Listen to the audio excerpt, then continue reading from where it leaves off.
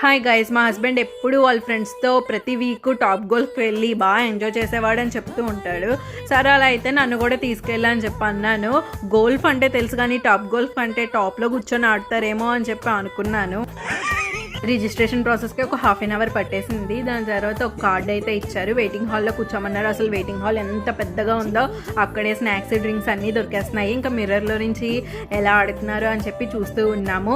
Half an hour అయిపోయింది, 1 hour అయిపోయింది, 2 hours కానీ మాకు చిరాకు వచ్చేసి వెళ్ళిపోదాం అన్న టైంలో బేస్ ఖాళీ దొరికింది అని చెప్పి పిలిచారు. ఇంకా వాళ్ళు ఇచ్చిన కార్డు మిషన్లో పెట్టి బాల్స్ అయితే కలెక్ట్ చేసుకున్నాము. ఈచ్ పర్సన్కి 20 బాల్స్.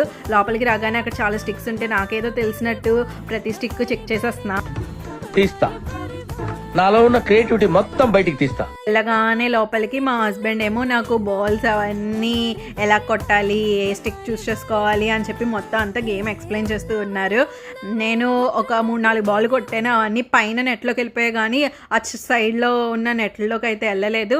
ఇంక ఇదంతా కాదని చెప్పి కొంతసేపు గేమ్ అబ్జర్వ్ చేద్దామని పక్కన కూర్చున్నా. అలా అందరినీ చూస్తున్నాయి. ఈ మధ్య గ్యాప్లోనే ఆకలి వేసేసి నాచోస్ అయితే ఆర్డర్ పెట్టుకున్నాను. అసలు జనాలు అయితే మామూలుగా లేరు. అసలు ఎంతమంది ఉన్నారో. అలాగా ఆడేదానికన్నా ఆడడానికని వచ్చి కబుర్లు చెప్పుకొని అక్కడ స్నాక్స్ తినడమే సరిపోయింది జనాలంతా.